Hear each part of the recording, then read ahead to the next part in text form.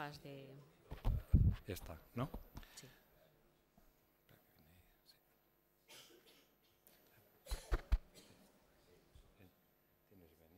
Sí. Bueno, buenas tardes. Bueno, gracias por venir. Hoy el tiempo era más misericordioso, pero había mucha oferta en la ciudad. Entonces, bueno. Vuelvo a... Bueno, hay gente que veo que vino ayer y ya lo siento tener que repetirme por los que no vinieron ayer. Pero bueno, el año que viene, como se cumple el 25 aniversario de las jornadas, pues haremos algo un poco especial aparte de las jornadas. Una pequeña sorpresa de la que no puedo decir por el momento nada, pues todavía está en el aire. Pero bueno, lo haremos. Bueno, tenemos con nosotros a María José García Soler, que es profesora titular de Filología griega en la UPV. Bueno, pues en su vida académica pues ha participado en numerosos coloquios, con muchos artículos y colaboraciones en libros colectivos y libros que ha dirigido ella, ¿no? Por ejemplo, bueno, como editora en jefe, digamos. Entonces, entre ellos está El humor y los humores en el mundo antiguo. Y luego, como tampoco se trata aquí de hacer ahí un currículum, y luego a mí sí que me gustaría resaltar pues un libro porque es de referencia, porque ella es especialista, o se ha especializado bastante en todo el tema, digamos, gastronómico en general en Grecia, sobre todo, ¿no? Entonces tiene un libro de referencia, digo, que es El arte de comer en la antigua Grecia. Y bueno, pues sin más preámbulos le cedo la palabra y vamos a disfrutar un poco y a conocer cómo eran esos vinos griegos y a ver si podemos conseguir una cosecha del 500 a.C. Gracias. Buenas tardes. No sé yo cómo estaría ese vino del 500 a.C.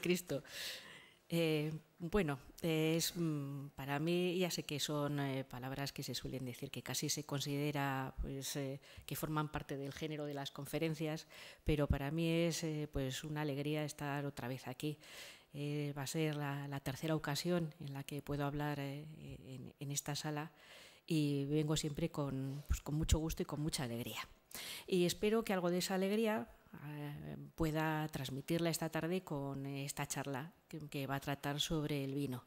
Reconozco que el título me quedó un poco soso, porque visto además los otros títulos del programa, que resultan mucho más atractivos, aquí espero que el atractivo venga pues, del contenido.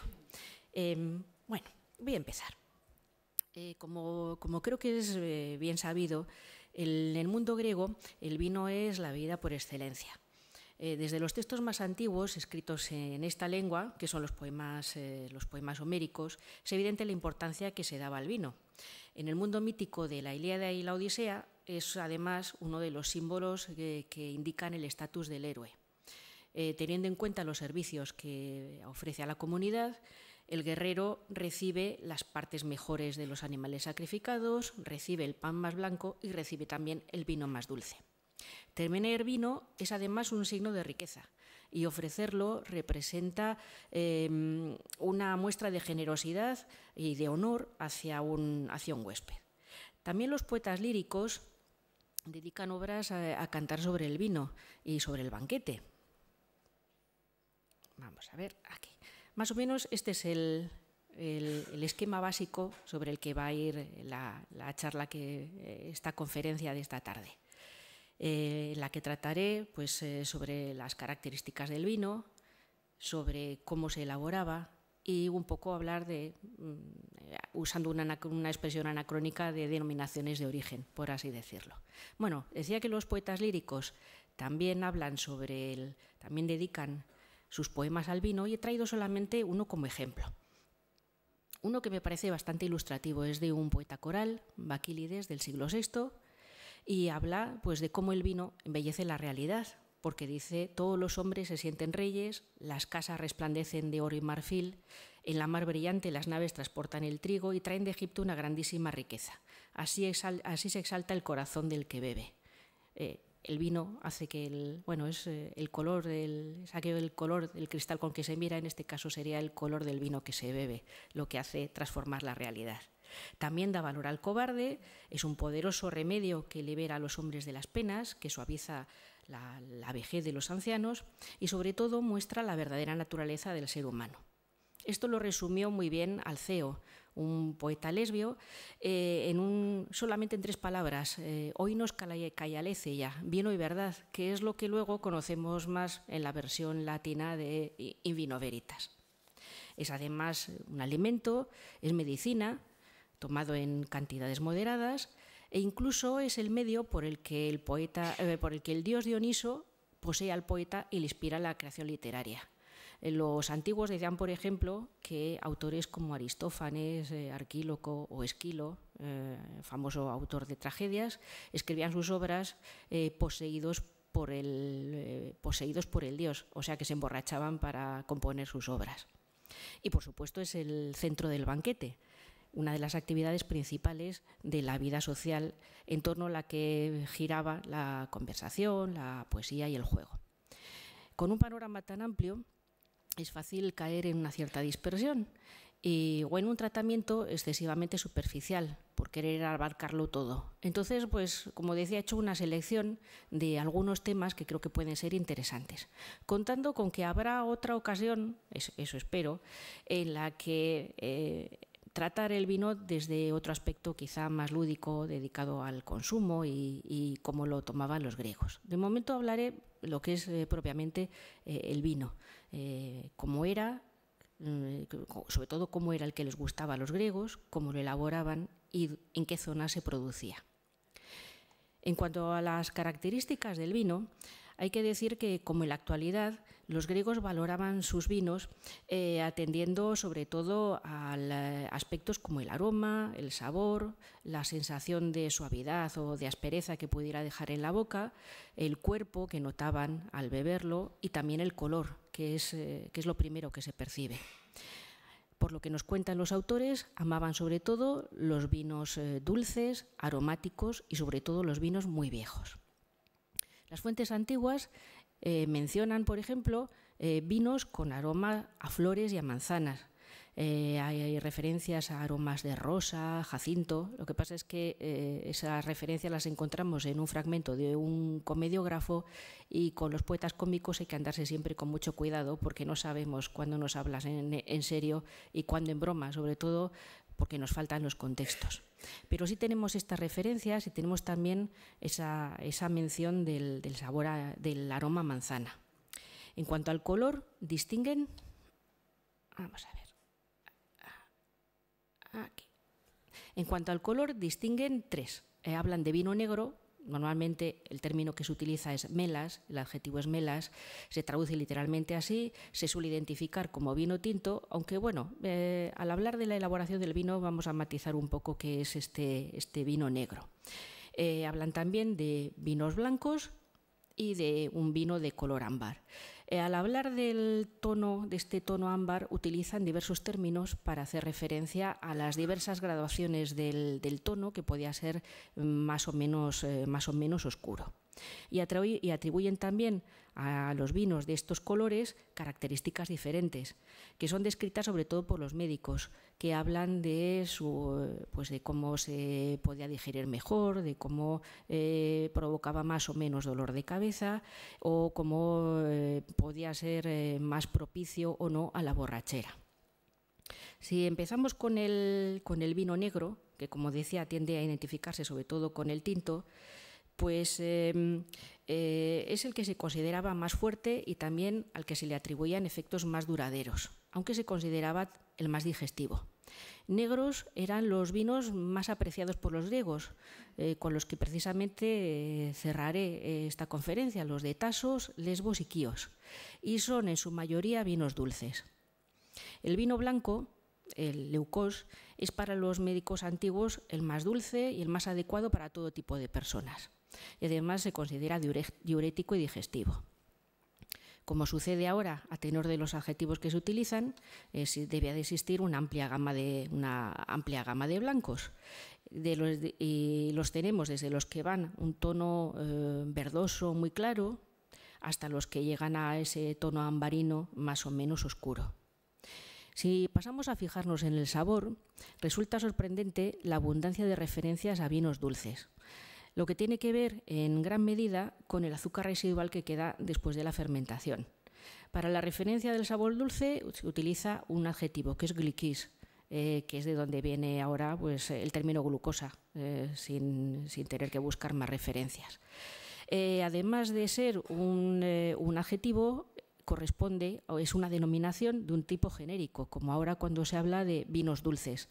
No se alude solamente a su sabor, sino a una categoría específica que tiene otras características asociadas, además de ese sabor. Cuando los griegos hablan de vinos secos, los asocian sobre todo con una sensación de astringencia e incluso con una cierta aspereza, que reflejan en los adjetivos que utilizan para describirlo. De todas formas, aunque quizá un exceso de astringencia o de aspereza pueda parecernos que es algo desagradable, para los griegos era una señal de envejecimiento, y entonces era algo que apreciaban. Ya se encargarían después de suavizar esa aspereza mezclándolo con distintas sustancias y sobre todo con agua, pero apreciaban sobre todo esa vejez de los vinos. Otro sabor es el sabor amargo, que está asociado también a esa idea de vejez. Y cuando hablan de vinos ácidos, que he puesto ahí con esa referencia de defecto, lo consideran siempre vinagre. Si un vino es ácido, es un vino que se parece al vinagre, un vino que se ha echado a perder y que no es digno de ser bebido ni siquiera por los esclavos.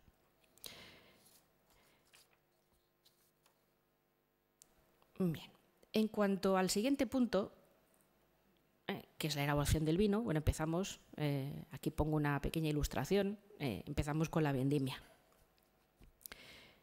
Las características de los vinos que conocemos tienen mucho que ver con la forma en que se elaboraba y se conservaba en la antigüedad.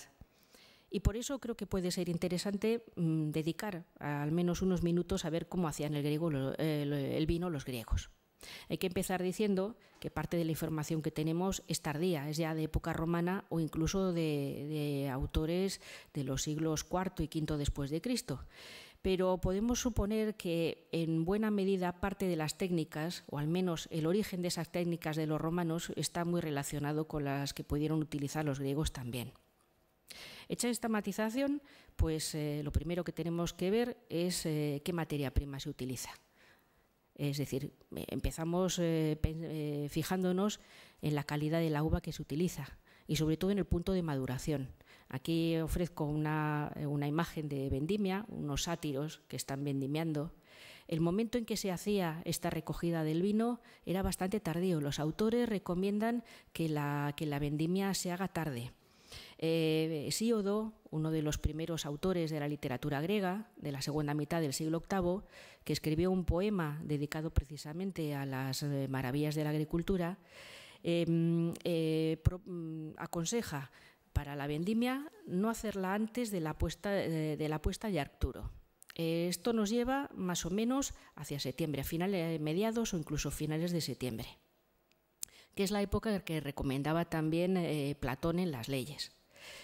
Una vendimia tardía supone que la uva está ya muy madura, que tiene un alto contenido de azúcar y que además ha perdido parte del agua que contienen los granos y se ha concentrado. Para obtener esta concentración, los griegos recurrían además a otro sistema, que consistía en el asoleado de los racimos. A veces lo que se hacía era cortarlos y ponerlos al sol sobre esteras, algo que describe ya Homero. En la Odisea, Homero nos cuenta que Ulises llega al palacio del rey de los Feacios y antes de llegar al palacio pasa por un jardín maravilloso. Y en ese jardín maravilloso hay, es un huerto maravilloso y en él hay unas viñas. Hay vides que además se encuentran en distintos puntos, con uva en distintos puntos de maduración. Y dice que mientras hay algunos racimos que todavía están verdes, hay otros que ya están secándose precisamente sobre esteras. Otras veces lo que se hacía era coger los racimos, no cortarlos de la rama, sino retorcer el pedúnculo de manera que cortaban la circulación de la savia y se conseguía el mismo resultado. Como decía, esto hace que se concentraran los azúcares de manera que el mosto resultante pues era bastante dulce. Se supone que probablemente esta insistencia en que el mosto tuviera mucha concentración de azúcar puede estar relacionada con el hecho de que esta misma concentración favorecía el envejecimiento. Tenemos que contar con que los griegos no conocían, los griegos y hasta mucho tiempo después no conocían técnicas que pudieran, por ejemplo, controlar la temperatura de la fermentación o la temperatura de la conservación. Los recipientes que utilizaban eran recipientes de barro, es decir, se encontraban en unas condiciones que hacían que fuera difícil que el vino se mantuviera durante muchos años en unas condiciones aceptables. Entonces, bueno, una manera de conseguir esta conservación era haciendo que tuviera mucho azúcar.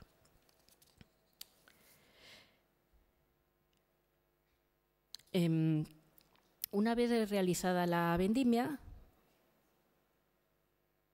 la uva se colocaba en unos recipientes, se pisaba y de esta pisa se obtenían diversos tipos de mostos. El primero era el mosto de yema. Todavía hoy se hacen vinos de yema. Este mosto es el que fluye de la uva directamente solamente por el peso de los propios racimos, que aplastan los que se encuentran abajo, y de ella fluye un mosto que es de sabor muy dulce y de un alto contenido en azúcar. En general, los griegos no lo mezclaban con otros mostos, sino que lo guardaban en ánforas y era un mosto muy apreciado.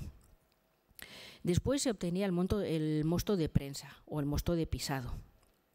Y luego, que era de buena calidad, aunque no tan bueno como el mosto de yema, y luego ya se procedía a un segundo prensado con el ollejo resultante, que era y daba como resultado un mosto muy rico en taninos que se utilizaba para vinos de segunda clase. En los casos extremos incluso se podía echar agua y hacer un siguiente prensado, con lo que se obtenía un aguapié, una especie de vino muy, muy claro, de bajísima calidad, que era el que se destinaba para el consumo de los esclavos. Estos diversos mostos se depositaban en unas grandes tinajas, los pizoi, donde se producía la fermentación. Aquí traigo algunos ejemplos bastante antiguos. Son de los griegos, pero de época bastante antigua. Estos proceden de Gnosos. De Gnosos es el pizos de la izquierda, y la parte de la derecha tiene una foto de Festos, en los dos lugares en Creta. Pero sobre todo la foto de la derecha permite hacerse una idea del tamaño de estos recipientes donde se producía la fermentación. Viendo los recipientes, os recordaba que ahora se está volviendo a poner de moda la utilización de grandes depósitos de hormigón, un poco volviendo a lo que era antaño. Y recuerdo también, esto ya es una anécdota personal, cuando era pequeña y estuve viviendo una temporada en La Mancha, haber visitado bodegas, y recuerdo que el vino pues se pasaba por unas plataformas al lado de las bocas de unas tinajas enormes, que era donde se producía la fermentación. El sistema ha seguido, de alguna manera ha vuelto otra vez. Después de estos recipientes, que como se ve en algunos casos podían ser bastante grandes, se echaba el mosto, pero claro, este tipo de recipientes tiene un problema, y es la porosidad. Entonces hay que hacer que de alguna manera los depósitos queden, estas tinajas queden impermeabilizadas, para que el mosto no fluya por los poros. Entonces se utilizaban sobre todo dos procedimientos. En realidad, o mejor dicho, un procedimiento con dos sustancias diferentes. Se utilizaba pez, o sobre todo se utilizaba resina, que se ponían por dentro y en algunos casos también por fuera de estas grandes tinajas, y que hacía que el mosto no fluyera, no se escapara. En algunos lugares la resina se añadía en polvo y se añadía en el momento de la fermentación aposta para darle un sabor especial al vino. Un sabor que todavía ha quedado en la actualidad. No sé si han tenido ocasión de ir a Grecia. Uno de los típicos vinos de turistas que se ofrece siempre es la retsina, que precisamente está caracterizada porque lleva resina de pino de Alepo. Como normalmente cuando uno empieza a hacer turismo empieza por Atenas, pues lo que prueba es la retsina del Ática o de la zona de Eubea, que es la más próxima, aunque se produce también en otras regiones. Llegados a este punto, voy a dar un poco marcha atrás. y esa marcha atrás va a ser una vuelta hacia el vino negro, al que hacía referencia antes. Normalmente, como digo, se considera que el vino negro es un vino tinto. Existe también un adjetivo que es erizros, que significa rojo, que se utiliza muy poco y que también sirve para indicar, es un tipo de coloración del vino. Pero el más frecuente es es melas. Decía que tenía que volver aquí porque, por lo que sabemos, los griegos no vinificaban en tinto. Es decir, no dejaban las pieles de la uva tinta en las primeras fases para que el mosto se tiñera de color. Entonces este color negro tenía que obtenerse de otra manera. Sí que es cierto que mientras se realizaba la pisa y sobre todo mientras se esperaba al momento del prensado, ese mosto que fluyera de las uvas podía teñirse algo con los ollejos, pero tendría como mucho un tono bastante claro. Este color negro al que se refieren los antiguos es un color que procede del envejecimiento. Algunos autores han estudiado las características sensoriales de los vinos negros y han llegado a la conclusión de que este color procedería de una crianza oxidativa.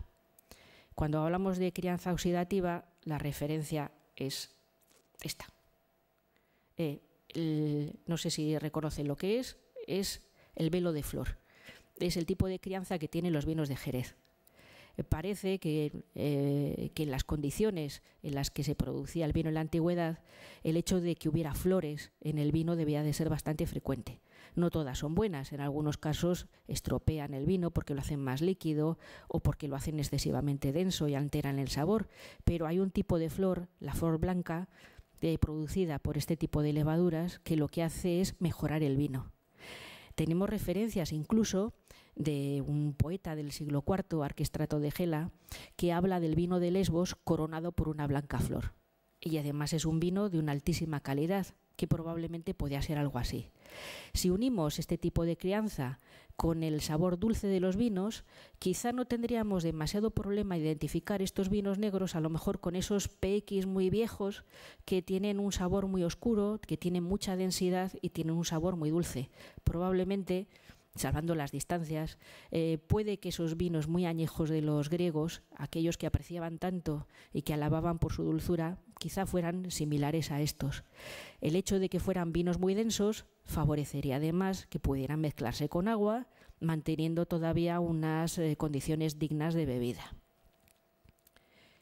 Además de utilizar, además de tener este tipo de crianza, los griegos, que no siempre se producía, porque es algo que se produce espontáneamente, pero no siempre, los griegos de todas formas utilizaban diversos procedimientos para garantizar que los vinos se mantuvieran bien durante tiempo. Aparte del alto grado de azúcar, utilizaban diversos aditivos que servían para mantenerlo estable, para esconder los sabores y los olores poco deseables y que permitían que estuvieran en buenas condiciones. El aditivo más frecuente es el agua de mar, que aumentaba la acidez y además sirve para dificultar el crecimiento de microorganismos, con lo cual es un conservante natural. En opinión de los antiguos, el vino tratado con agua de mar se volvía más dulce y más suave y seguramente también más estable para el transporte. Este tratamiento llega a ser tan característico de los vinos griegos que hay autores romanos que dan receta para hacer vinos griegos a partir de mostos italianos. Por ejemplo, Catón da una receta para hacer vino de Cos sin vino de Cos. Se coge mosto italiano, se le pone agua de mar y ya está. Ya tenemos vino de Cos, ya tenemos vino griego.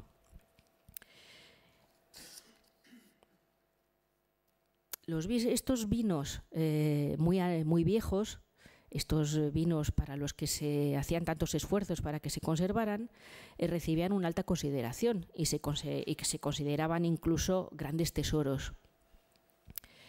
Por ejemplo, Homero nos cuenta que cuando Néstor, en el comienzo de la Odisea, cuando Néstor recibe a Telémaco, que es el hijo de Ulises, viaja buscando noticias de su padre y se dirige primero a hablar con Néstor, uno de los jefes aqueos que estuvieron en Troya. Bueno, Néstor lo recibe y le ofrece para beber un vino generoso guardado celosamente durante 11 años. Y nos cuenta también Homero que en casa de Ulises el vino en grandes tinajas, se conservaba en la misma sala en la que estaban el oro a montones, así dice el poeta, el oro a montones y el bronce y vestido sin cuento en las arcas y aromático aceite. Todo esto, digamos, que se conservaba en la sala del tesoro, por así decirlo. Y allí estaban esas grandes ánforas pegadas a la pared, esperando el regreso del héroe. Después de Homero, los poetas líricos y los comediógrafos insisten con frecuencia en el enorme placer que proporcionaba un buen vino suavizado con muchos años de envejecimiento. Un poeta, uno de estos comediógrafos, Alexis, presenta un personaje que ofrece un vino y para decir lo bueno que es este vino dice que es tan viejo que no tiene dientes, porque ha perdido toda la fuerza y es agradable al paladar. Estos vinos procedían de distintos lugares. En realidad, prácticamente en toda Grecia se producen vinos. La mejor manera de hacerse una idea, pues es como siempre presentar, creo, para hablar de los lugares, presentar un mapa. Como digo, prácticamente en toda Grecia se cultivaba la vid y se producía vino. Pero como sucede en general, no todos los vinos tienen la misma consideración, es decir, no todo el vino que se producía en estos lugares era igualmente apreciado.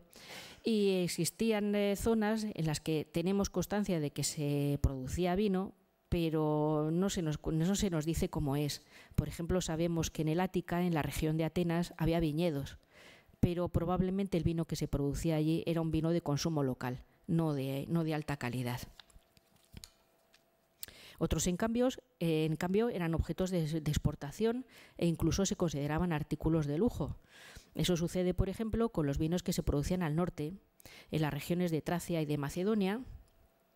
A ver, aquí tenemos Tracia y por aquí Macedonia, que eran lugares donde se producían vinos muy apreciados, o por ejemplo en las islas del Egeo, en la zona, a ver si se ve, en la zona de Lesbos, Quíos y Tasos. Esos son los tres, sobre todo quizá los tres grandes vinos de la antigüedad. Los primeros vinos conocidos, tenemos constancia de estos primeros vinos a través de Homero, que habla de lugares concretos donde se producían grandes vinos. Y habla de la isla de Lemnos, que está, ahora no sale, bueno, aquí está la isla de Lemnos, y que habla también del vino de Tracia. De Tracia nos dice Homero que Agamenón recibía el vino a diario, y en esta región destacaba particularmente la región de Ismaros, que está, que está por aquí. Vamos a ver un poco más. Paso a lo siguiente. Homero nos habla del vino de Ismaros y nos habla del vino de Marón, identificado, Marón es un personaje, un sacerdote de Apolo, identificado este vino con el vino de Maronea posteriormente. Marón era sacerdote de Apolo en esta región, en la zona de Ismaros, y esta ciudad fue saqueada por Ulises y sus compañeros cuando volvían de regreso. Es el primer lugar donde se pararon después de salir de Troya, de regreso a Ítaca. Destruyeron la ciudad, la asaltaron, pero respetaron a Marón, porque era sacerdote de Apolo. Y entonces, agradecido, Marón le ofreció vino, un vino de un aroma irresistible, y fue precisamente este vino el que utilizó Ulises para emborrachar al Cíclope. Creo que este es un episodio más o menos conocido y con el que consiguió salvarse y escapar de una muerte segura, porque el Cíclope era un antropófago que había empezado a comerse a sus compañeros. Es un vino tan fuerte que debía de ser mezclado con 20 partes de agua para poder beberlo. Así que era un vino que debía de tener mucha densidad. Pero incluso con esta mezcla tan fuerte seguía manteniendo un aroma divino que invitaba a beber, que es precisamente lo que hace el Cíclope y lo que va a llevar a su perdición. La buena consideración que tiene Homero por el vino de esta región se ve confirmada también por otras fuentes, como por ejemplo por las monedas. No es difícil encontrar, si tiene la curiosidad de meterse en internet para ver todos estos ejemplos, no es difícil encontrar monedas de esta zona, donde vemos la importancia del vino porque aparecen en el reverso de las monedas, aparecen los racimos representados. Tenemos, por ejemplo, en la misma región se encontraba también Abdera, y también tenemos el mismo ejemplo, la misma presencia de los racimos de vino en las monedas de esta región. Y por otra parte, además tenemos testimonios literarios, por ejemplo el de Píndaro, que nos dice que Tracia, toda la región, era una tierra abundante en uvas y buenos frutos. Decía también que Homero, además del vino de Tracia, menciona también el de Lemnos. Ahí tenemos la isla de Lemnos, situada al norte del Egeo. Es una isla de origen volcánico y el vino llegaba en naves hasta los aqueos que estaban asediando Troya. Incluso nos dice Homero que los aqueos comerciaban directamente y que compraban el vino. Dice que los aqueos de menuda cabellera compraban el vino, unos con bronce, otros con fogueado hierro, otros con bovinas pieles, otros con las propias vacas vivas y otros con esclavos. Así que era un vino que valía mucho, al que daban mucho valor. En esta isla se producía una variedad autóctona, la lemnia, que parece que ha continuado todavía en la actualidad, porque conocemos vinos de esta zona, no solamente de Lemnos, sino también de otras regiones donde se ha trasplantado esta variedad, que se conoce ahora como limnió. Limnió, con la que se elabora un tinto seco de un color rojo intenso, aunque bueno, el ataque de la filoxera hizo que la superficie cultivada con este tipo de vid se haya reducido considerablemente. También al norte, en esta región, estaba situada la antigua ciudad de Lámsaco, al norte de los Dardanelos, en la entrada del mar de Mármara, que según Tucídides era la mayor productora de vinos de su época. En esta mencionaba también, hablaba de la importancia de los vinos del norte de Grecia. Ahora ya dejamos a Homero y vamos a lo que sabemos después, en la antigüedad, pero después. E incluso en la actualidad, una de las principales zonas productoras de vino todavía es precisamente la zona de Macedonia. Y principalmente la región de la península calcídica, que tienen aquí, que es como si fuera una especie de mano con 3 dedos, con 3 penínsulas estrechas que sobresalen de ella. 3 prolongaciones, como digo, que recuerdan los dedos de una mano. En la actualidad la zona principal de producción es la península central, la de Siconi. Pero en la antigüedad los centros más importantes se situaban precisamente en las otras 2. En la más occidental, aquí, en la península de Casandra, se encontraba Mende. Ahí tenemos. Mende, o a veces en los textos encontramos también Mendes. Es el lugar donde están documentados los viñedos más antiguos del noroeste de Grecia. Allí se producía un vino muy apreciado en la antigüedad, muy apreciado por su suavidad, según Fililio, y otro autor, Hipóloco, no duda en considerarlo uno de los mejores de Grecia. Demóstenes nos cuenta además que era uno de los productos que se exportaban a la región del Mar Negro. Sobre la importancia del comercio, de este comercio hacia el Mar Negro, resulta bastante ilustrativa una anécdota que cuenta un autor del siglo II después de Cristo, Ateneo de Naucratis, sobre un gobernante de Macedonia, Casandro, que en el siglo IV a.C. Encargó a un escultor, a Lisipo, uno de los grandes escultores de la antigüedad, que diseñara una ánfora especial para contener el vino de Mende. Y esto por la gran cantidad que se exportaba. También en el caso de Mende tenemos la presencia de los racimos en las monedas. Y tenemos algunos ejemplos de ánforas que quizá recuerdan. La de Mende es concretamente la central, que quizá lo que hacían era recoger esa forma especial que Lisipo creó para estos vinos. En la prolongación oriental, que recibe el nombre de Actí, se encontraba Acanto, en donde se producía un vino que estaba considerado por algunos autores como el mejor. Un comediógrafo dice que lo califica como Cratistos, el mejor. Lo que pasa es que, como decía, con los comediógrafos hay que andarse con mucho cuidado, porque nunca sabemos cuándo hablan en serio y cuándo lo que tenemos es pura ironía. Pero sí que nos cuenta este autor, bueno, o nos presenta al menos a un personaje que reprocha a otro que, siendo de Acanto, de esta ciudad, no tenga un carácter como el vino del que es compatriota y que en lugar de ser suave sea áspero y desagradable. Otra región, ahora nos vamos al sur. Otra región vinícola es el Peloponeso, una importante región vinícola también en la actualidad, donde tenemos constancia de numerosos viñedos, algunos en la zona de Acaya, por aquí al norte, otros en la zona del Argólide, que está por aquí, y otros también en la zona de Laconia, en las proximidades de Esparta.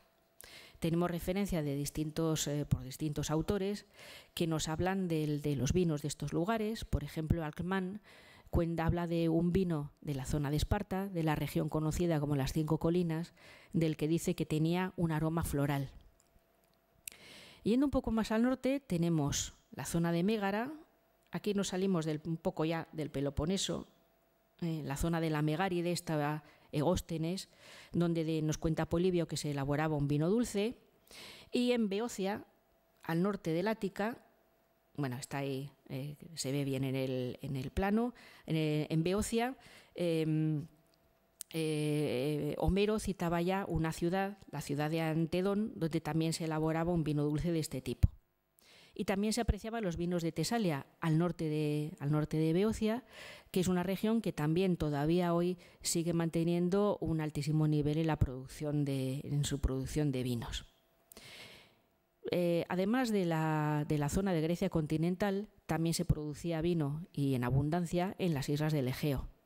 En la actualidad conocemos los vinos de Corfú, conocemos el blanco de Cefalonia, pero lo cierto es que las referencias sobre los vinos de las islas jónicas en la antigüedad son más bien escasas. Y sin embargo nos hablan mucho más de la zona del Egeo. Empezaré por la isla más grande de Grecia, que es Creta, donde tenemos constancia de la elaboración de vino desde época muy antigua. No hay más que recordar esas grandes tinajas que presentaba antes. Tenemos constancia de la producción de vino allí incluso antes del 2000 a.C. Y después todavía en época micénica. Aunque en época clásica no encontramos muchas menciones, sí que cuando nos acercamos ya al cambio de era, cuando estamos ya en la época en que Grecia ha pasado a manos romanas, pues en esta época sí que fueron muy apreciados los vinos de Creta. Sobre todo los vinos de pasas, que fueron considerados entre los primeros de su especie. En la actualidad sigue manteniendo una gran importancia como región vinícola y además conserva todavía variedades autóctonas muy antiguas. Otra isla, yendo un poco más al norte, es la isla de Eubea, que está bordeando la costa norte del Ática, y del sur de Beocia. En esta región sabemos que había varias zonas que se apreciaban, sobre todo la zona norte y la zona sur, que era donde se elaboraban los mejores vinos, y en esta zona en esta isla, sabemos por Plutarco que existía la costumbre de mezclar, de echarle resina al mosto antes o durante el proceso de fermentación, para darle consistencia y sobre todo para darle buen aroma. Todavía en la actualidad existe la costumbre de la resina, de utilizar resina. Como decía antes, la resina, una de las más características, procede precisamente de aquí. La primera mención que encontramos al vino de Eubea aparece en Alexis, en un autor del siglo IV, un comediógrafo del siglo IV antes de Cristo, pero Homero ya deja constancia de la importancia de la zona por su producción vinícola, porque le da el calificativo de polistáfilos, la que produce mucha uva. Suponemos que además de para uva de mesa, también para vinos. Siguiendo un poco más al norte de Eubea, también tenemos la presencia de los racimos. En este caso hay que buscarla un poco, pero encontramos esos racimos precisamente encima del buey. También aquí encontramos la referencia. Bueno, al norte de Eubea, que aparece ahí a la izquierda, tenemos las islas. Bueno, este es el mapa que he podido encontrar en alemán, pero bueno, tenemos las esporadas septentrionales, que son las islas de Esciatos, Escópelos y Esciros. En estas islas se producían también vinos muy apreciados. Del de Esciatos sabemos que se consideraba tan bueno que invitaba a beber y que era muy agradable, mezclado en una proporción del 50%. A nosotros ahora simplemente el hecho de hablar de echarle agua al vino nos parece una barbaridad. Para los griegos una mezcla al 50% era una mezcla fuerte. Solo se podía hacer con vinos que tuvieran cuerpo y que pudieran ofrecer ciertas garantías. Entonces, Stratis nos dice que se podía mezclar al 50%. También era muy apreciado el del actual Escópelos, conocida antes como Pepareto. En esta zona, se conocía la isla como una zona de buenos vinos, de buenos racimos. Estos son los calificativos que le aplican los antiguos, y además estaba asociada a la producción de vinos incluso en la mitología, porque se contaba que fue un hijo de Dioniso, Estáfilo, quien colonizó la isla y quien enseñó a los habitantes de Pepareto a preparar el vino, a elaborar el vino. Bien. Perdón. Bueno, pasamos a otra zona. Ahora nos vamos a la región de las Cíclades. La zona de las Cíclades, hay varias islas en las que se elaboraba vino. Actualmente es más o menos conocido el vino de Santorini, otra isla volcánica como Lemnos. En la antigüedad se apreciaba el vino de Naxos, se apreciaba el vino de Míconos, conocida actualmente por otros motivos. Y bueno, son varias las islas de la zona conocidas, bien conocidas. La isla de Naxos, que es por la que voy a empezar, era conocida además de por la producción en vino, de vino, también por esa asociación mitológica con Dioniso. Aquí nos tenemos que remontar a un episodio que creo que también es bastante conocido, que es el de Teseo y el Minotauro. El Minotauro vivía en el laberinto de Creta. El héroe ateniense Teseo fue quien le dio muerte, pero solamente pudo llevar a cabo su hazaña porque contó con la ayuda de la hija del rey Minos, Ariadna, que le proporcionó ese famoso hilo de Ariadna que le permitió entrar y sobre todo le permitió salir del laberinto. Cuando dejó la isla, Teseo se llevó a Ariadna con él. Hicieron escala en Naxos y Teseo continuó después para Atenas, pero Ariadna se quedó allí. Las versiones del mito varían. Según una de las versiones, Teseo consideró que, digamos que es la más cínica, por así decirlo, consideró que Ariadna ya había hecho el papel que le correspondía y entonces la dejó. Pero, según otras versiones, la diosa Atenea se le apareció en sueños y le dijo que, a pesar de que quisiera tenerla como compañera, tenía que dejarla allí en la isla porque estaba destinada a tener un esposo de superior categoría. El caso es que Ariadna se despertó y se encontró sola y se puso a llorar, pero apareció por ahí el dios Dioniso, que la tomó como esposa. Con lo cual se une una zona geográfica productora de vinos con la presencia del dios del vino. Los vinos de allí eran muy apreciados. Arquíloco nos dice que era casi como el néctar, que es la bebida de los dioses. Y Clemente de Alejandría, ya en época romana, bastante después, incluye el vino de la isla de Naxos entre una lista de artículos de lujo. En Naxos también encontramos las monedas con la presencia de la uva. Y como decía, pues también otra isla muy citada en la antigüedad es la isla de Míconos. Ese pequeño punto que se ve también en rojo al lado es la isla de Delos, conocida sobre todo en la antigüedad porque existía un importantísimo santuario dedicado al dios Apolo. La isla de Míkonos actualmente es conocida no por motivos arqueológicos ni por la antigüedad, sino porque es pues una especie de, digamos, versión griega de nuestra Ibiza. Bueno, el caso es que el vino de Míkonos, de este vino sabemos poco, concretamente, aunque sí tenemos constancia de que era apreciado en época romana, por lo que nos cuenta Plinio, que nos habla de sus buenas cualidades. Y además, volvemos a lo mismo, volvemos aquí otra vez, tenemos constancia numismática de la importancia de la producción de la uva en esta isla. Si seguimos un poco hacia el este, nos encontramos, ahora nos vamos a otra región, nos vamos a la zona del Dodecaneso. Y en el Dodecaneso tenemos las islas de Rodas y Kos. Las dos muy importantes en la antigüedad, precisamente por esta actividad vitivinícola.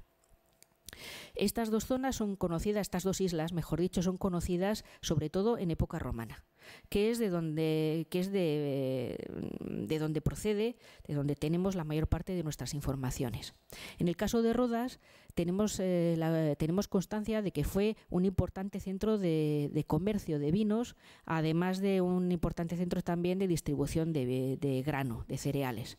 Se cultivaba en ella una variedad, la variedad Rodia, que Plinio y Columela mencionan entre las variedades de mesa, pero que sin duda, teniendo en cuenta este comercio de vinos, debió utilizarse también muy probablemente para la elaboración de bebidas.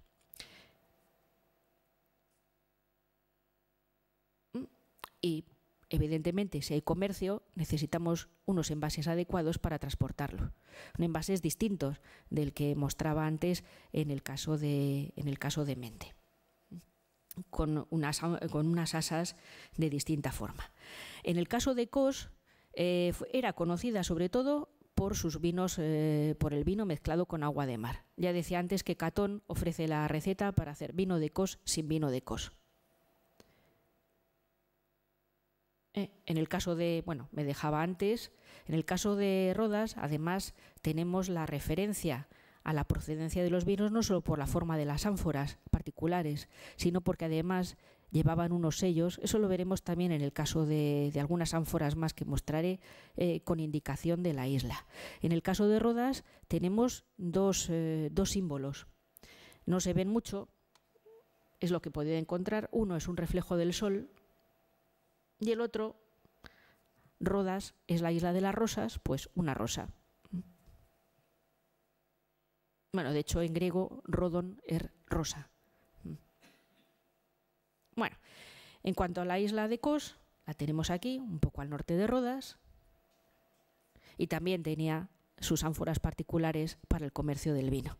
Como digo, que tuvo un comercio importantísimo, sobre todo en época romana.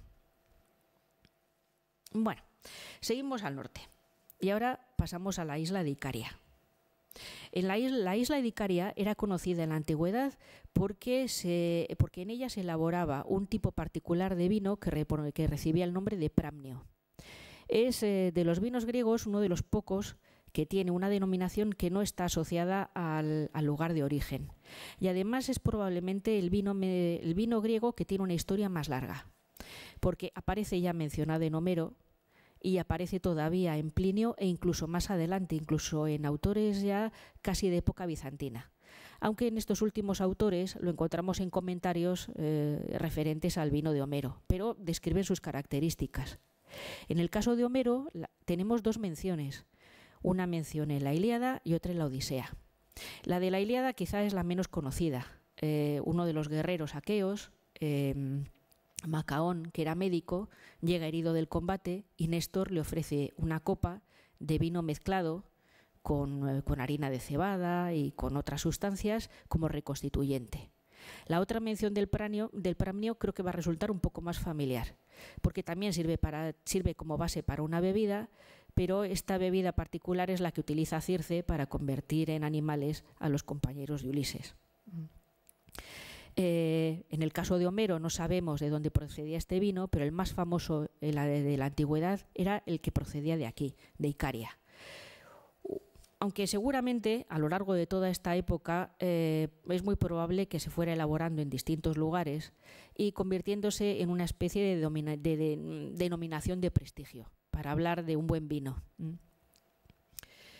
Porque de hecho tenemos algunas descripciones en las que aparece como vino dulce y en otros casos, por ejemplo, la que da un historiador de época helenística como un vino seco, duro y con una fuerza extraordinaria. O incluso la descripción que nos da Aristófanes cuando dice que a los atenienses no les gustan los poetas ásperos ni los vinos prámneos que hacen que se frunzan las cejas y el estómago. Si seguimos hacia el norte nos vamos a encontrar con los tres grandes vinos de la antigüedad. Decía los de Tasos, Lesbos y Quíos. Estos son los grandísimos vinos. Eso es como cuando ahora se habla, pues no sé, del mejor vino que nos podamos imaginar. Uno de los principales lugares de producción era la isla de Tasos, en Tracia. Con un vino además considerado de forma unánime un artículo de lujo. Aristófanes, por ejemplo, nos lo presenta como el objeto de la pasión de una vieja borracha. Pero bueno, el personaje de la vieja borracha, sobre el que habría mucho que hablar, es uno de los típicos de la comedia. Pero todavía, mucho después, en un autor serio como Clemente de Alejandría, aparece también en esa lista que mencionaba antes de artículos de lujo. Un autor que situamos ya bastante tarde, en el último cuarto del siglo V, después de Cristo. De todas formas, a pesar de esa mención todavía en Clemente, sabemos que su época de esplendor es bastante anterior. La época de esplendor de estos vinos se sitúa entre el siglo IV y el siglo III a.C. A partir del siglo II empezó a perder terreno frente a otros centros de producción que fueron más famosos en época romana, como Rodas y Cos, que mencionaba antes, y luego fue desapareciendo progresivamente de tal manera que ahora pues no es una isla que destaque por sus vinos. De hecho, el cultivo de la vid fue sustituido por el cultivo del olivo. Y en cambio ahora lo que sí se conoce y se aprecia son precisamente las aceitunas. Aceitunas que, por cierto, si tienen curiosidad pueden probar en La Brecha, se pueden encontrar aquí. Pero no estaba hablando aquí no vamos a hablar de vino, sino que de aceitunas, sino que hablamos de vino, así que vuelvo a él. Y como decía, el vino de Tasos está considerado en general como un vino de altísima categoría.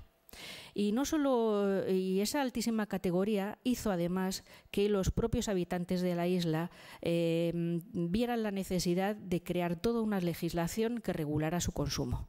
Una legislación que conocemos a través de la epigrafía, de las inscripciones, y que refleja una importancia que podemos ver de nuevo también en la existencia de tipos concretos de ánforas específicos de la isla de Tasos y también, de nuevo, la enorme presencia de sellos que nos indican la procedencia de los vinos de esta isla. Y de nuevo, otra vez, las monedas. En este caso no encontramos racimos. He estado haciendo un repaso, buscando información sobre las monedas de Tasos. No aparecen los racimos, pero sí que aparecen los recipientes que se utilizan para mezclar y para beber el vino.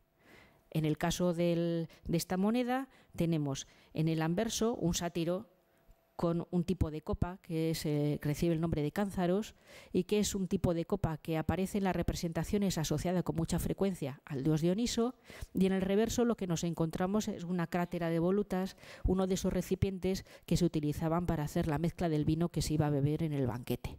Así que tenemos claramente esa vinculación entre la isla y el vino.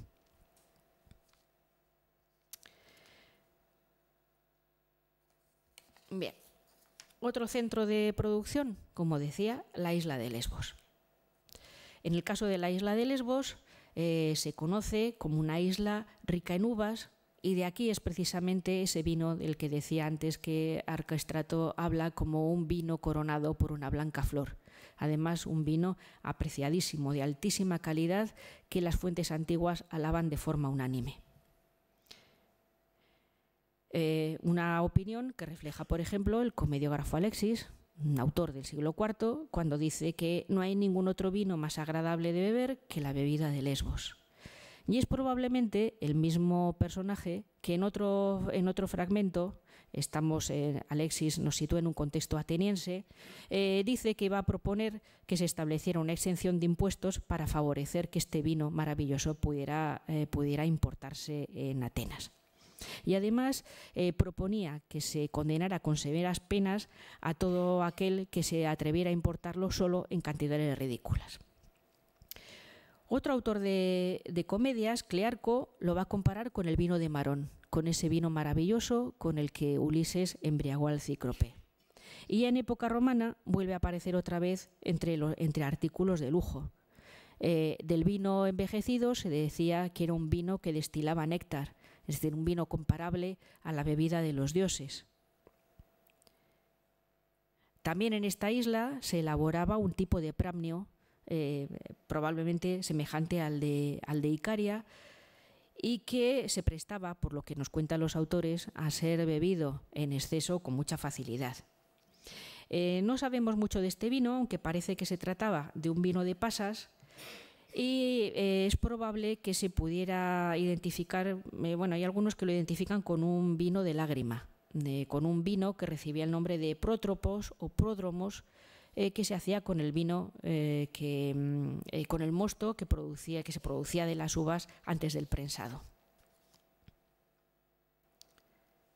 De nuevo, tenemos ánforas específicas para el transporte de este vino, que, como digo, era apreciadísimo. Se han encontrado en muchos lugares del mundo griego y en general del mundo antiguo, precisamente por la importancia que tenía. Aunque en este caso, y también en este caso alguna moneda, en este caso una moneda de oro, donde se ve representada una de estas ánforas con un pie, con este pie para sujetarla, una de estas ánforas donde se transportaba el vino. Bueno, el último lugar que nos queda, o por lo menos donde voy a terminar mi repaso, quedarían otras zonas, pero me he centrado únicamente en las más importantes. El último lugar en el que me voy a centrar es la isla de Quíos. La isla de Quíos, estas islas del Egeo están siendo, sobre todo la isla de Lesbos, famosa últimamente por otros motivos mucho menos alegres que la producción y el consumo del vino. Pero estamos en esta zona del Egeo todavía, y como digo, en Quíos se producía el otro gran vino de la antigüedad, el tercer gran vino de la antigüedad, en dura pugna con los de Tasos y Lesbos. Teopompo de Quíos, que es de esta isla precisamente, que es un historiador del siglo IV, afirmaba que fue en este lugar donde por primera vez se elaboró el vino negro. Gracias a otro hijo de Dioniso, Enopio, que se estableció en la isla y que enseñó a sus habitantes cómo elaborar el vino. La zona más destacada estaba en el norte, era la zona de Ariusia, que es una región de suelo calcáreo con unas condiciones especiales que debían de favorecer particularmente la producción de la vid. Según Estrabón, era de allí de donde procedía el mejor vino de Grecia. Y todavía tenemos constancia de que los viajeros occidentales en los siglos XVI y hasta el XIX dejan constancia de la tradición vinícola que seguía manteniéndose en esta región del norte de Quíos, en Ariusia, al menos hasta 1821, hasta que los turcos conquistaron la isla y destruyeron los viñedos.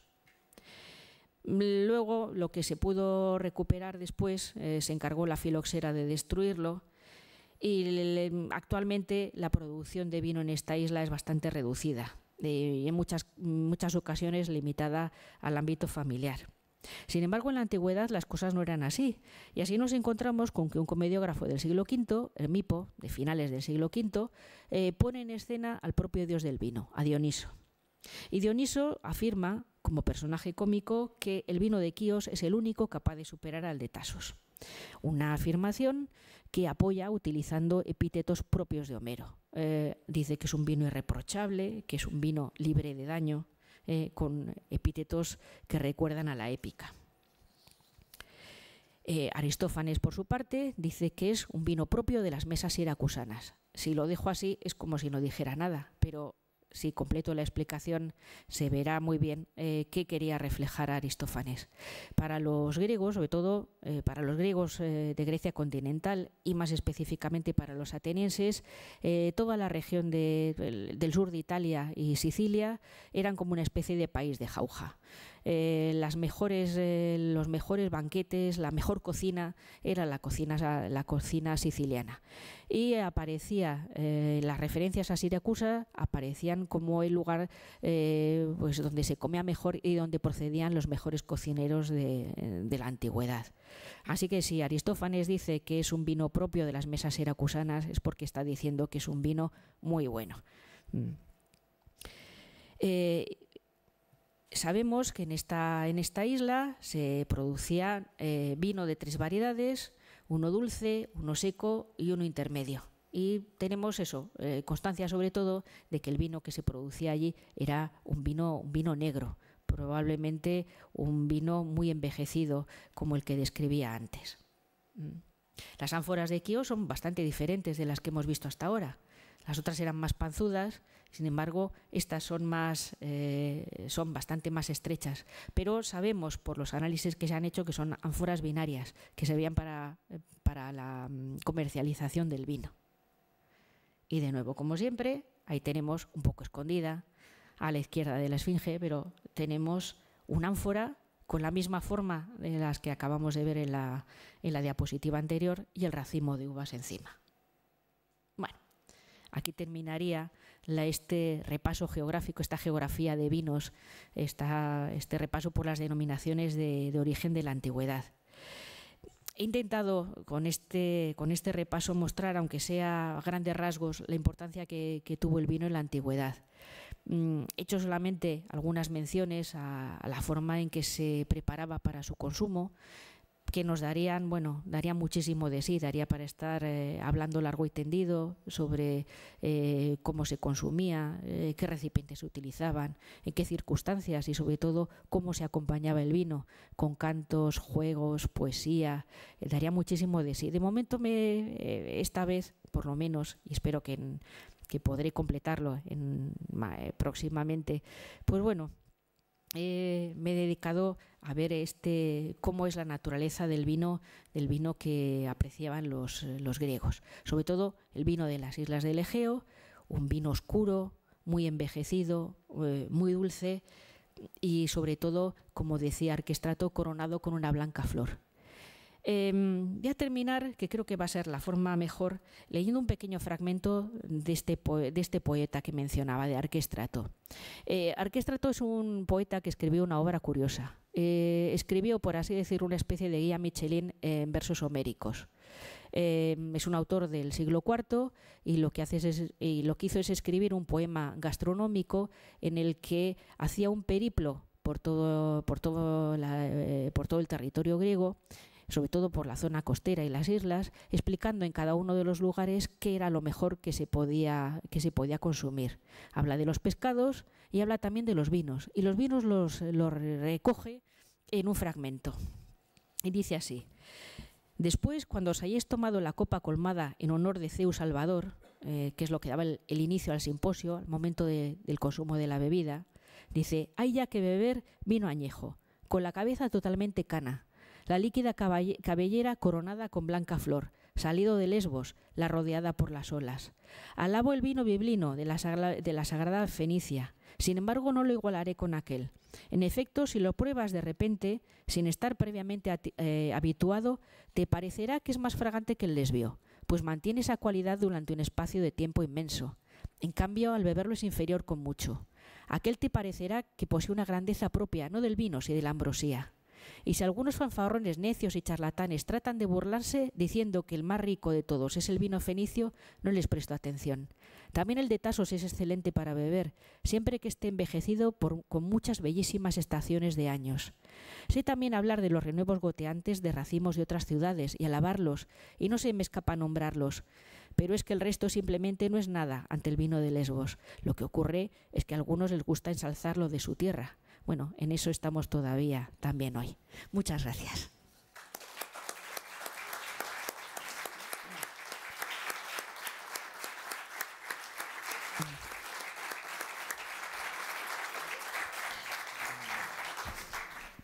Bueno, pues ahora llega el momento de las preguntas, las intervenciones, y está el micrófono por ahí a su disposición.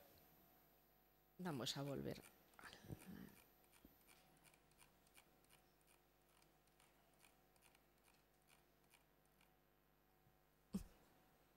Vamos a poner el fondo.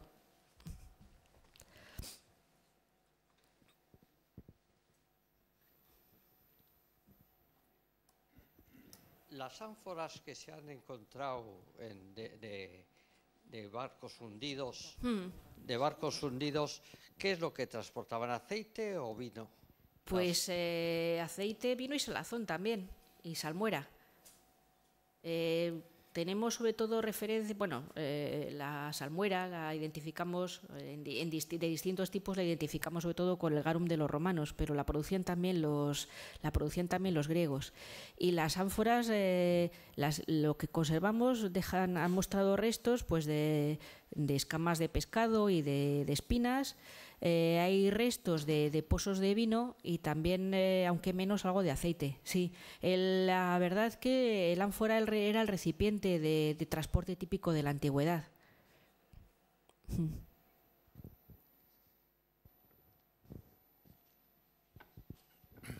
Las ánforas no tenían como un barniz para protegerlas, para que no fueran porosas.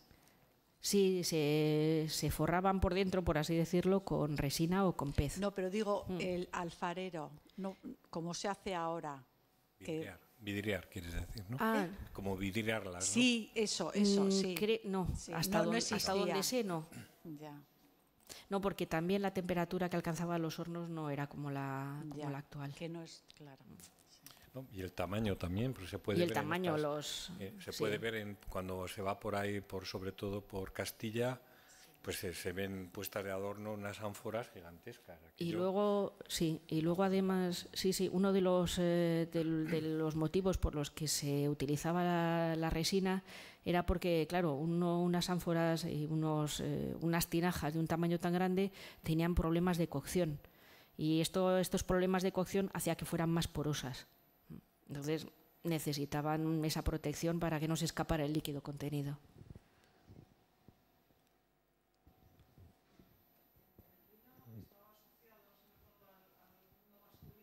Sí. Aunque hay muchas referencias, lo que pasa es que las referencias al consumo femenino aparecen o bien en los médicos o bien en la comedia. Comentaba antes que incluso se crea un tipo cómico que es la vieja borracha.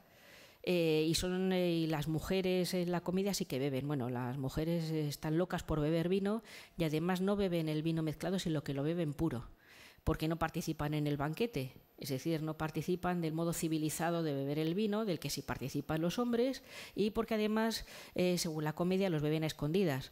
Entonces, claro, no tienen tiempo de andar haciendo mezclas. Lo que sí hacen es, las mujeres y los esclavos, lo que sí hacen es rellenar las tinajas con agua para que no se note el descenso de nivel. Lo bautizan en casa. Y también tenemos alguna referencia, concretamente en Aristófanes, del consumo femenino del vino en las tabernas, porque hay un pasaje en las asambleístas donde se quejan precisamente, donde uno de los personajes, una de las mujeres, se queja de los taberneros que bautizan demasiado el vino. Sí, pero es la mujer... Es fuera de porque la mujer no participa en el banquete, que es en el simposio, que es el lugar de consumo civilizado. Las mujeres que están en los banquetes o son las flautistas o son las mujeres de mala vida, pero una mujer honrada nunca va a un simposio. ¿A qué se refiere cuando habla de la blanca flor? ¿Qué es la blanca flor? La blanca flor es la blanca flor probablemente es la flor del vino, porque la flor del vino es de color blanco. En las fotos se ve regular. Estas fotos proceden de la zona de Jerez, son de vinos de Jerez.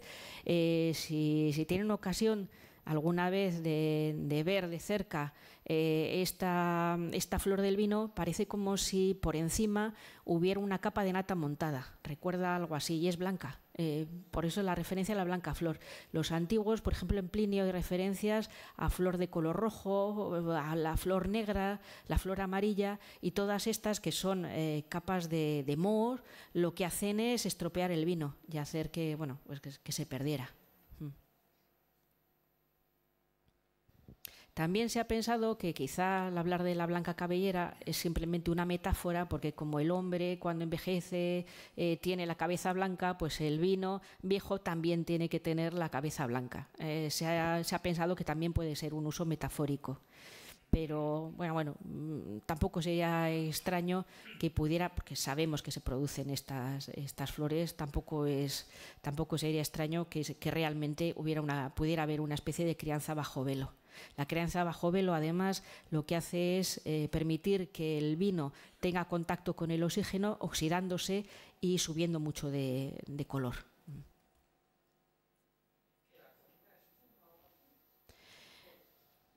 Bueno, es una levadura.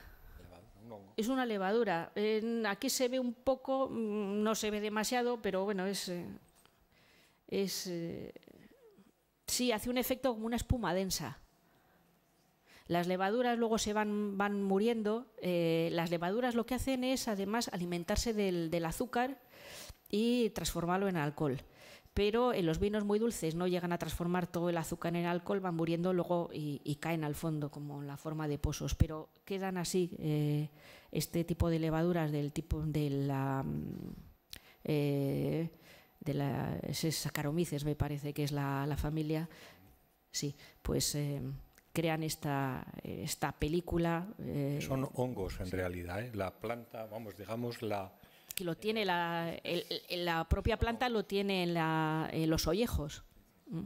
La uva lo tiene en los ollejos. Yo no sé, la verdad es que no sé en qué momento, pues yo creo que es después de la fermentación. Conforme va avanzando la fermentación, cuando se va creando esta capa. Porque estos vinos ya han fermentado, esto ya es crianza, lo que tenemos aquí.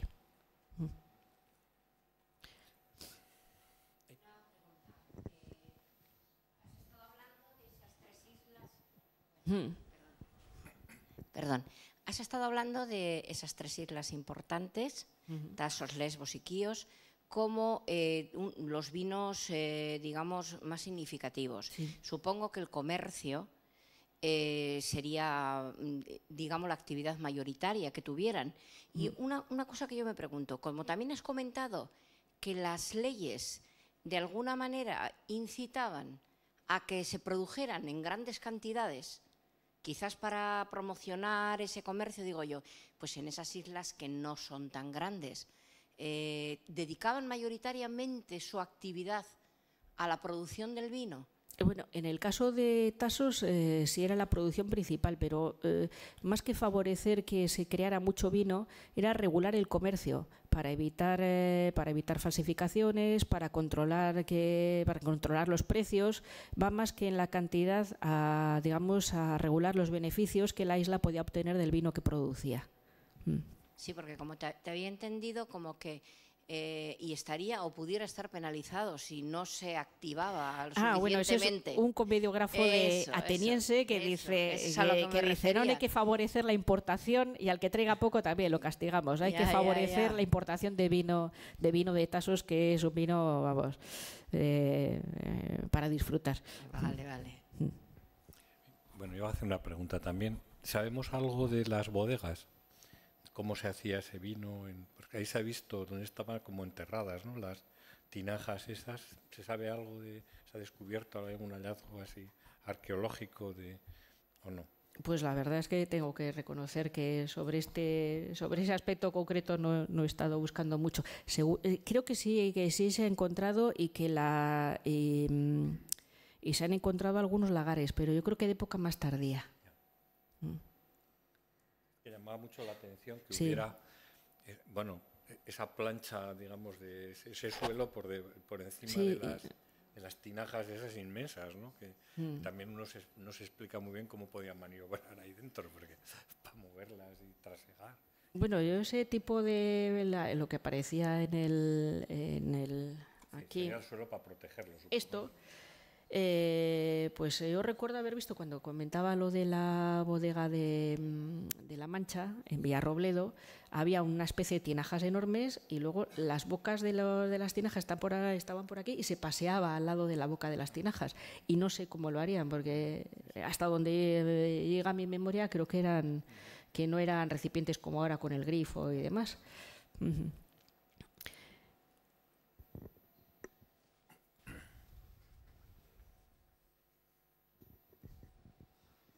No, respecto al tema de la flor del vino, mi suegro suele hacer vino. Lo mete en botellas, nos lo regala para que lo bebamos y tal. Es un vino joven, no es vino añejo, etcétera. Y si lleva un tiempo esperando, le sale la flor. Estando ya en botella va saliendo flor. Y en este caso es mala señal, porque empieza ya a agriarse y eso. Y luego creo recordar una anécdota de la Ilíada. No sé si la recuerdo bien, pero hay un momento en que Héctor anima a los caballos de su carro a darse prisa, persiguiendo al enemigo y tal. Y dice, ahora tenéis que compensar como Andrómaca primero os da a vosotros no sé qué alimento con vino para animaros antes que a mí, que me glorio de ser su esposo y tal. Es una anécdota. Sí, incluso hay alguna referencia también a Agamenón, es que ahora no recuerdo el nombre a Sarpedón, me parece. Agamenón le dice a Sarpedón que lo mismo que es el primero en el banquete y el que recibe mejor vino también tiene que ser el primero en la lucha. Sí, ese tipo de referencias aparecen. No he comentado, no he hecho ninguna mención mientras hablaba a la posible existencia de, como se utilizan ahora, toneles o barricas de madera. No sé si a alguien le ha resultado extraño que no haya mencionado la madera. Ahora que tan acostumbrados estamos a la crianza en barricas de madera. Esta empezaron a conocerlo los romanos y eso cuando entraban en contacto con los galos, que fueron los que les enseñaron que podían conservarse líquidos en madera en lugar de en barro. Quizás por eso los procesos puedan ser diferentes. A mí me llama la atención que me has comentado que cuando el vino pasaba el tiempo, el vino perdía fuerza y era como más agradable de tomar. Sin embargo, ahora el vino, cuando toma cuerpo y toma fuerza, no es lo mismo un vino del año que un crianza con reserva. El reserva tiene esa fuerza, ese cuerpo, esa densidad, ese color. Puede ser porque ahora, obviamente, claro, ellos utilizaban unos procedimientos, aparte de dejar de hacer la vendimia cuando Vendimias tardías, sí. Claro, por eso, y por todo ese tipo de cosas. Entonces diríamos que el producto inicial y el producto final no se equipararía al proceso de ahora, entre el producto inicial y el producto final. Es decir, ahora tenemos un vino con cuerpo, un vino importante, un vino denso, un vino para tomar con caza, cuando es un reserva, sí. y sin embargo, antes dejaban, o sea, por lo que has comentado, dejaban pasar el tiempo porque era más agradable para tomar. Parecía que había perdido esa fuerza. Lo que pasa es que con la referencia a los vinos añejos tenemos tenemos esas dos caras casi opuestas, porque se habla de la suavidad, la dulzura. Eso que se puede encontrar también en los vinos dulces añejos, los muy añejos actuales, pero también hablan de aspereza, de astringencia, que va incluso a amargor, que se consideraba como un signo de calidad de un vino envejecido, que es casi la cara contraria. Las fuentes nos hablan de las dos cosas. Lo que pasa es que ese vino áspero, amargo, era un vino también muy denso, que entonces admitía una mezcla, admitía una mezcla mayor. Quizás por eso le echaban el agua también y bueno, sabía más. Era más llevadero, ¿no? Sí, ese es uno de los motivos. Aparte Cosa también, que ahora nos parecería un sacrilegio, ¿no? Pero sí, bueno. sí. Aparte de eso, que ahora con el control de temperaturas, pues se consigue que los vinos alcancen una graduación que de hecho ha ido bajando, porque antes cuando los vinos tenían graduaciones mucho más altas que ahora. Tenían 15, 16, 14 ahora andan en 13. Y hasta 17 podían llegar tranquilamente. Entonces, claro, con ese control de temperaturas y por tanto de graduación alcohólica no existía. Claro. Los vinos no estaban destinados a, digamos, no una bebida en sí misma, sino que era algo que formaba parte del banquete, que era una reunión social, una actividad en la que un grupo de hombres se reunían, pero no se reunían para beber y ponerse ciegos, sino que se reunían para hablar, para disfrutar de la compañía, y solo podía durar ese disfrute si la velada se alargaba, es decir, si se bajaba la graduación del vino, permitiendo que no se emborracharan en la primera copa. Claro. Gracias.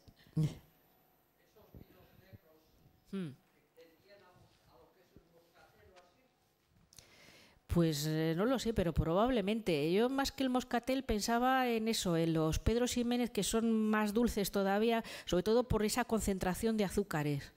Sí, pero sí, a esos moscateles añejos y muy dulces, sí.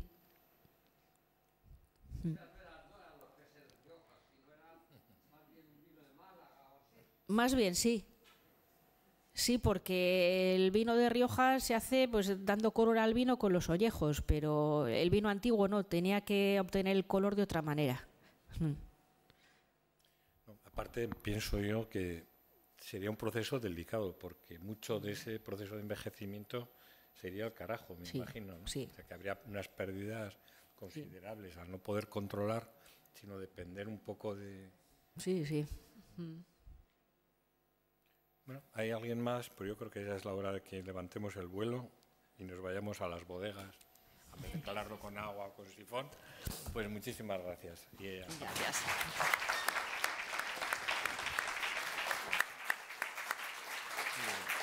Bueno.